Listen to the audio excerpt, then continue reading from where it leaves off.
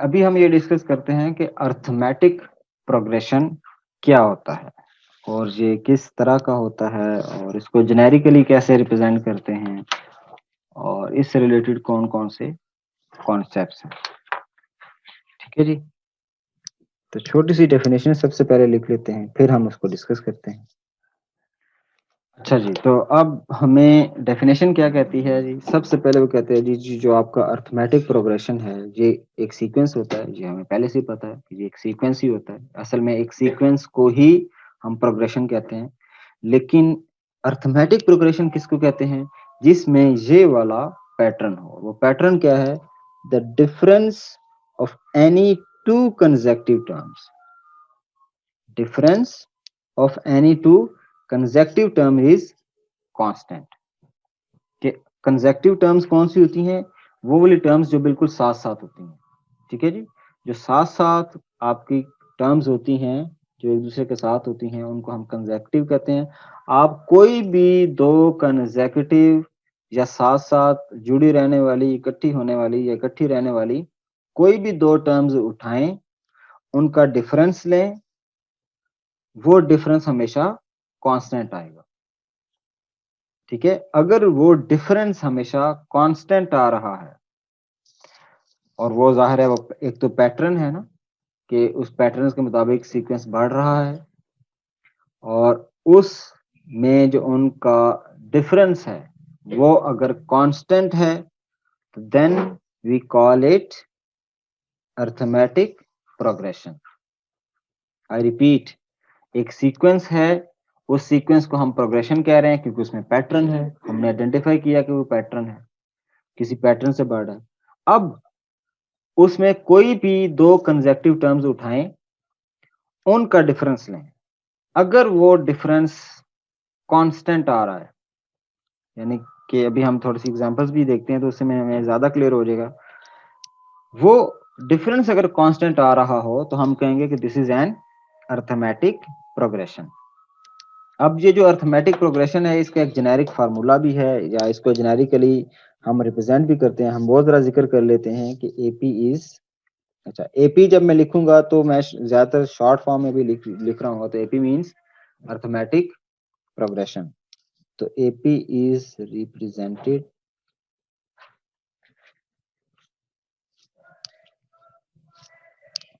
अब जाहिर है ये भी एक सीक्वेंस होगा, तो सीक्वेंस को हम कैसे लिखते हैं? ए कॉमा, अब ये जो ए लिखा है जाहिर है इसका एक मतलब है ए प्लस डी कॉमा, ये एक टर्म आ गई।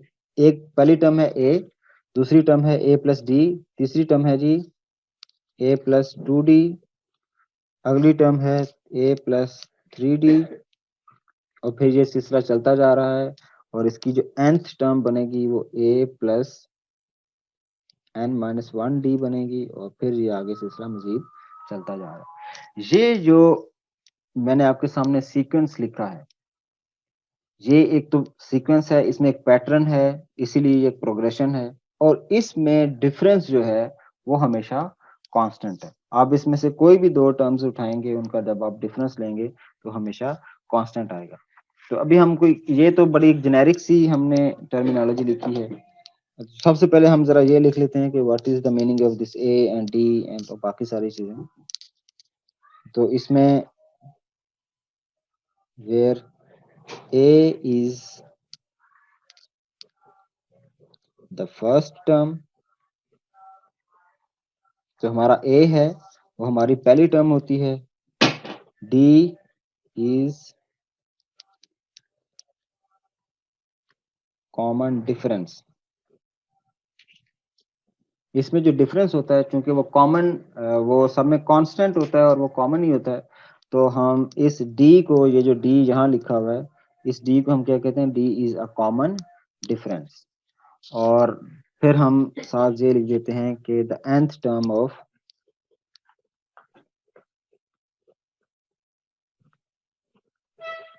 एपी इज, nth टर्म क्या है जी? इसमें ये वाली हमारी nth टर्म है और वो है a plus n minus one D.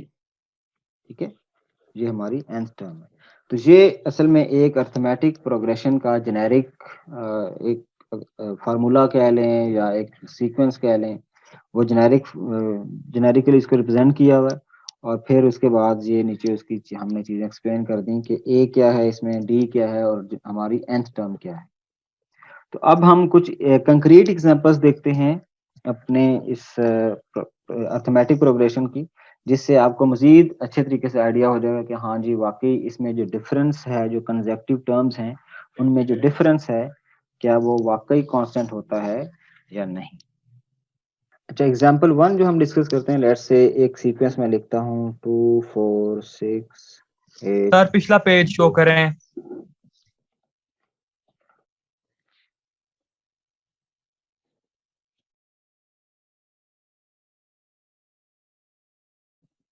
अच्छा, अब हमने ये जो एग्जांपल एक हमने लिखी और फिर उसमें देखा कि एक सीक्वेंस लिखा हुआ है। अब इस सीक्वेंस में कंसेक्टिव टर्म्स कौन सी हैं? इस सीक्वेंस में अगर आप देखें तो कंसेक्टिव टर्म्स कौन सी वाली होती हैं जो बिल्कुल साथ साथ जुड़ी हैं। इसमें 2 और 4 ये साथ साथ हैं, तो हम कहेंगे कि दीज आर कंसेक्टिव टर्म्स। 4 और 6 साथ साथ हैं, कंसेक्टिव टर्म्स हैं। 6 और 8 साथ साथ हैं, कंसेक्टिव टर्म है। 8 और 10 साथ साथ हैं, कंसेक्टिव टर्म है। 10 के बाद जो वाली टर्म आएगी वो कंसेक्टिव टर्म है। तो हम कंसेक्टिव टर्म्स को उठाएंगे और उनमें डिफरेंस पता करने की कोशिश करते हैं। तो लेट्स से आप पहली दो कंसेक्टिव टर्म्स को पिक कर लें, वो कौन सी हैं? 4 और 2 है। तो आप 4 बड़ी में से या सेकंड वाली में से पहली माइनस कर दें, 4 माइनस 2 आंसर आएगा 2। ये क्या आया? ये डिफरेंस आया। इसी तरह जब आप अगली जो टर्म है 6 माइनस 4, इसमें से इसका आंसर निकालेंगे 2 आएगा। और आप 8 में से 6 माइनस कर लें, आंसर 2 आएगा। 10 में से 8 माइनस कर लें, आंसर 2 आएगा। तो आपने कंसेक्टिव टर्म्स उठाई और उनमें से जब आपने उनका डिफरेंस पता किया तो वो हमेशा कांस्टेंट आया। अच्छा, आपने ये नहीं करना कि एक टर्म इधर से उठाई और एक कहीं और से उठा ली और फिर डिफरेंस पता किया, नहीं। ऐसे तो कभी भी डिफरेंस बराबर नहीं आएगा, कांस्टेंट नहीं आएगा।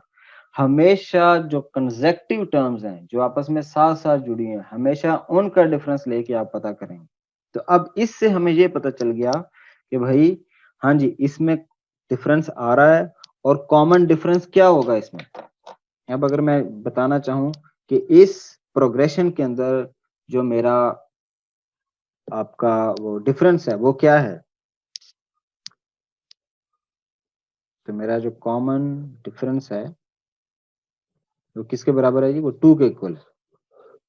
क्योंकि हमारा जो डिफरेंस आ रहा है वो 2 आ रहा है और हमेशा कांस्टेंट है, तो हमारा डिफरेंस है 2। क्या आप इसमें ये बता सकते हैं कि जिस तरह हमने ये पीछे यहाँ ये जिक्र किया था कि एक तो कॉमन डिफरेंस होता है जो डी, तो असल में ये जो हमारा कॉमन डिफरेंस निकला है ये डी है, ये वो डी की वैल्यू है।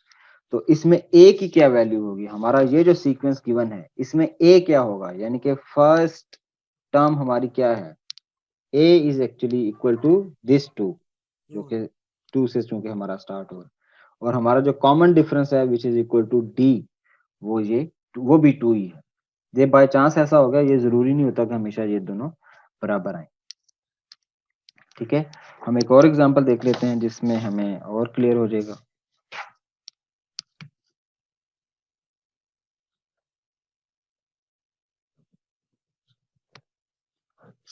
एग्जांपल 2 हमें कहती है जी, लेट्स से 100 95 90 85 80 और ये आगे सिलसिला जारी है। अच्छा, ये अगर आप सीक्वेंस देखें तो ये बड़ा ही इंटरेस्टिंग एक सीक्वेंस है। जिस तरह पिछली एग्जांपल, ये जो एग्जांपल 1 थी, इसमें जो पैटर्न था, जो सीक्वेंस था, वो सीक्वेंस बढ़ रहा था। वो छोटी वैल्यू से स्टार्ट हो रहा था और वो आस्ते आस्ते आस्ते बड़ी वैल्यूज की तरफ जा रहा था। लेकिन ये जो हमारा सीक्वेंस है ये एक बड़ी वैल्यू से या 100 से स्टार्ट हो रहा है और ये रिड्यूस हो रहा है। ठीक है, तो इसलिए हमारा जो ये पैटर्न्स होते हैं ये जरूरी नहीं होता कि ये हमेशा बढ़ते रहें, ये इंक्रीज भी कर सकते हैं और ये डिक्रीज भी कर सकते हैं। इसलिए जो हमारे इंक्रीज करने वाले प्रोग्रेशंस होते हैं या इंक्रीज होने वाले आपके अर्थमेटिक प्रोग्रेशंस होते हैं, हम उन्हें इंक्रीजिंग एपीज कहते हैं।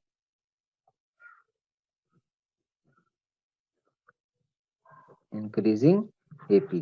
तो ये जो हमारी पहली एग्जांपल थी जिसमें हमारा अर्थमेटिक प्रोग्रेशन इंक्रीज कर रहा है, उसकी वैल्यूज बढ़ रही हैं, इसलिए this is known as increasing AP. अब ये जो हमारा पैटर्न है, इस पैटर्न को अगर आप गौर से देखें तो इसमें वैल्यूज डिक्रीज हो रही हैं। तो इसका मतलब है ये कौन सा हमारा पैटर्न बनेगा, या कौन सा एपी बनेगा?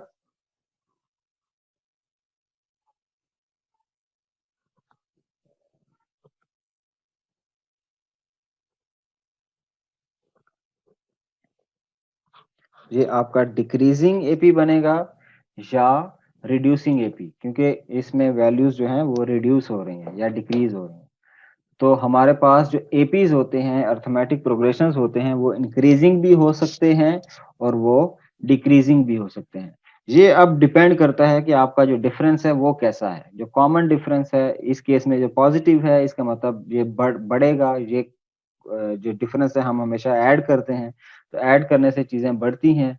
अगर ये डिफरेंस नेगेटिव में होता तो ये डिक्रीज करता। फॉर एग्जांपल जिस तरह अभी हम एग्जांपल देखेंगे, हम कंसेक्यूटिव टर्म्स उठाते हैं, हम -5, हम सेकंड टर्म पहले लिखते हैं -100, तो आंसर आएगा -5। अब इसी तरह आप अगले दो कंसेक्यूटिव उठा लें, 95 और 90, तो 90 में से जब आप 95 माइनस करेंगे तो अगेन -5। 85 में से 90 माइनस कर लें, -5। और 80 में से 85 में से, नहीं सॉरी, 80 में से 85 माइनस कर लें तो -5। ये तो इसमें अगर आप देखें, गौर करें, तो अगेन इसमें भी हमारा जो पैटर्न है, जो डिफरेंस है, वो -5 आ रहा है और वो कांस्टेंट आ रहा है। तो इसका मतलब ये हुआ कि हमारे इस केस में जो कॉमन डिफरेंस है, जो कि डी के बराबर है, वो -5 है। ठीक है, तो अब ये -5 अगर हम ऐड करते जाएंगे, हर टर्म में -5 ऐड करते जाएंगे, तो ये एक डिक्रीजिंग सीक्वेंस बनेगा। ठीक है। अच्छा, अब एक आखिरी एग्जांपल इसकी हम जिक्र कर लेते हैं कि एक और तरह का भी आपका एपी हो सकता है, और वो एपी क्या हो सकता है जी? 2 2 2 2। अब आप मुझे ये बताइए कि ये जो सीक्वेंस आपके सामने लिखा गया है, ये एपी है या नहीं? क्योंकि सबसे पहले तो हमें ये पता करना कि ये एपी भी है या नहीं। तो क्या आप बता सकते हैं कि ये एपी है या नहीं? सर ये एपी नहीं है सर क्योंकि एपी ये एपी है या नहीं है? आई थिंक सर है। है। अच्छा, और कोई बंदा जी जो कहता है कि है? सर नहीं है क्योंकि कॉमन डिफरेंस तो 0 आएगा ना सर। लेकिन कॉमन डिफरेंस की हमने जब डेफिनेशन पढ़ी थी, तो डेफिनेशन क्या थी एपी में? एपी में सर वो ये कह रहा था कि आपकी जो भी है सीक्वेंस होना चाहिए एक ऐसा जिसमें जो डिफरेंस है एनी टू कंसेक्यूटिव टर्म का वो कांस्टेंट होना चाहिए। वो कांस्टेंट होना चाहिए। तो क्या 0 एक कांस्टेंट वैल्यू नहीं है? है तो। 0 कांस्टेंट। 0 कांस्टेंट है। 0 एक कांस्टेंट वैल्यू है, क्योंकि डेफिनेशन में उसने ये नहीं कहा कि भाई जो डिफरेंस है ना वो 0 नहीं हो सकता, कि डिफरेंस नॉन 0 होना चाहिए। ये बात उसने नहीं कही थी। उसने ये कहा था कि कांस्टेंट होना चाहिए। तो अब अगर हमने यहाँ देखा है कि हमारी एग्जांपल में कांस्टेंट, ये जो डिफरेंस है, ये पॉजिटिव कांस्टेंट भी हो सकता है और ये नेगेटिव कांस्टेंट भी हो सकता है। तो इसका मतलब है कि हमें, चूंकि इस पे कोई रुकावट नहीं है, तो इसका मतलब है 0 भी हो सकता है, तो इसमें कोई प्रॉब्लम नहीं है। तो हमारा इस केस में जो कांस्टेंट है, जो डिफरेंस है, कॉमन डिफरेंस है, वो असल में जो डी है वो 0 के बराबर है।